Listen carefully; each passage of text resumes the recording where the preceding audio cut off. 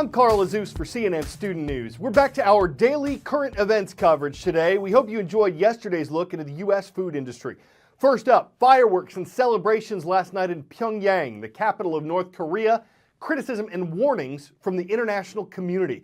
It's because the communist nation launched a satellite over the weekend, and a government official said North Korea would continue developing its aerospace technology despite international sanctions, penalties against the country.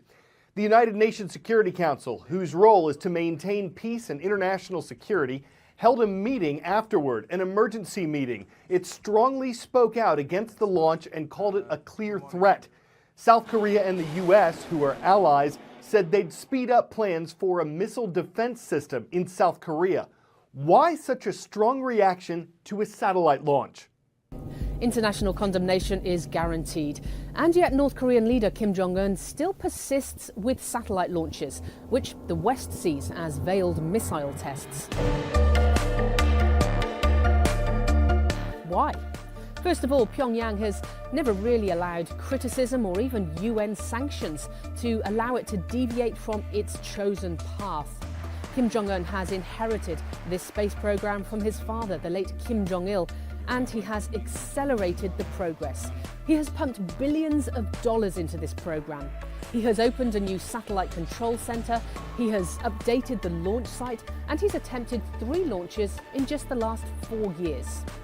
Pyongyang insists that this most recent satellite launch is peaceful. If so, what exactly does Kim Jong-un get out of this? Well, a working satellite can allow for broadcasting, for mapping, for weather forecasting, and of course, for gathering intelligence. But if, as much of the world suspects, this is in fact a front for a long-range missile test, the benefits for the North are even greater. A rocket that launches a satellite is essentially the same as a rocket that would launch a nuclear warhead.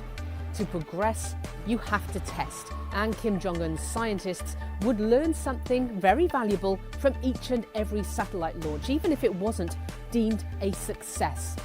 So what about the timing? Kim Jong-un holds a very rare party conference in May. The Workers' Party Congress has not been held for 36 years, and to be able to boast about not only a nuclear test but a satellite launch would strengthen his hand. As for repercussions, Kim Jong-un may not be too concerned about that, considering the international differences of opinion when it came to how strong UN sanctions should be following the January 6th nuclear test.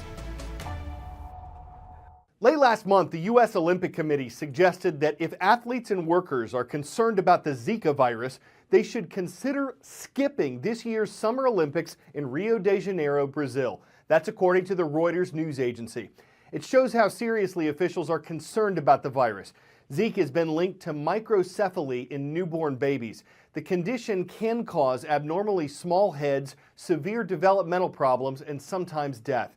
Since November, Brazil has confirmed 404 microcephaly cases, more than it saw in all of 2014, and 17 of the recent cases have been linked definitively to Zika.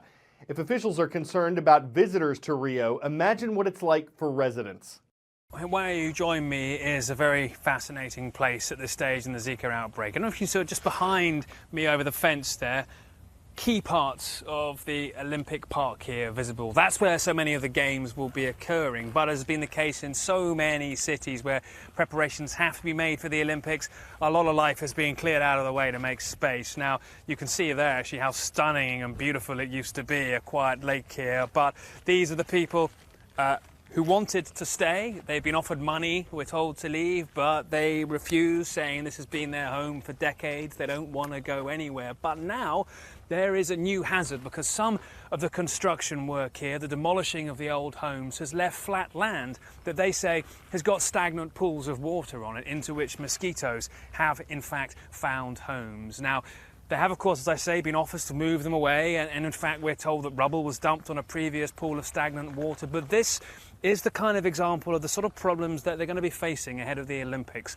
Any pool of stagnant water can be home to the mosquitoes who carry around the Zika virus, and this is just literally half a mile away from the Olympic Park's key buildings where the sports will be occurring. An extraordinarily difficult task ahead of authorities here to explain to these people why they should leave. They hold out, they don't want to go anywhere, this is their homes, they say. And in fact, one of the women living here has just given birth 7 days ago to a little girl, Sophia, and she described, frankly, the relief of seeing that her child was well, was healthy, that the fact that she'd felt a fever while she was pregnant hadn't in fact meant she had Zika, and her kids are now healthy. But right here next to the Olympic Park, in a scene of what used to be such staggering beauty and where Brazil hopes it'll give everyone a shot of its Olympic dream, there are people living next to stagnant water who say they are deeply worried. The site CNNStudentNews.com, the page yesterday's transcript, the schools on today's roll call. International Schools Group Dhahran Middle School leads things off for us. It's in the Saudi Arabian coastal city of Al Khobar on the shores of the Persian Gulf. To Northern Maryland, we're visiting the town of Bel Air next. The Patriots are watching from John Carroll School. And in the city of Emporia in eastern Kansas, it's great to see the Junior Spartans online today at Emporia Middle School.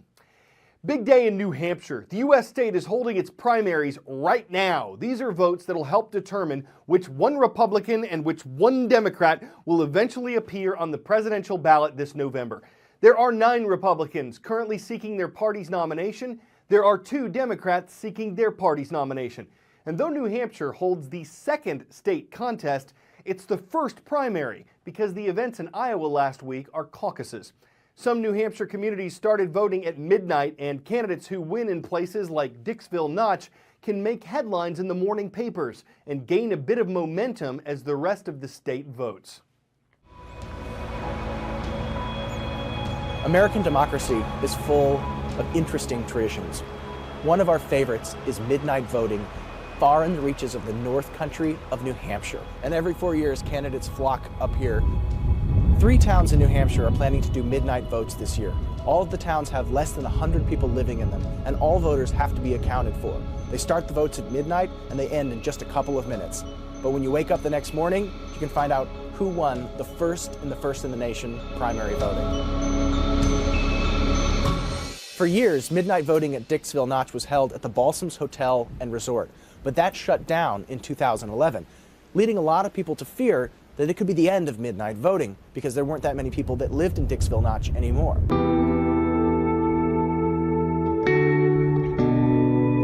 There was a question as to whether or not the resort would be open again and what would we have to spend in order to get a building put back together again and recreate the ballot room, because the room that was the ballot room has been damaged and ravaged by weather and time. We're with Les Otten, who is revitalizing it and is going to reopen it in the next couple of years.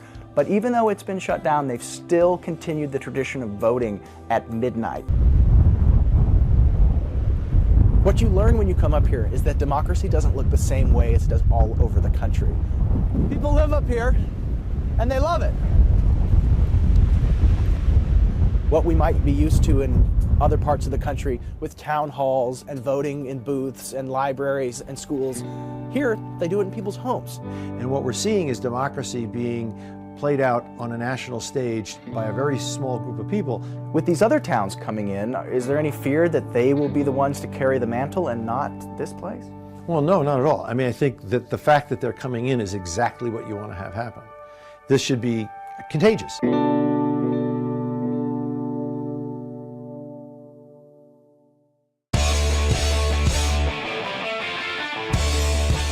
Polar bears are the largest carnivores on land. They are fierce predators, merciless killers, and they'll devour a camera. Okay, so maybe this little girl has a while to go before she'd be a threat to humans.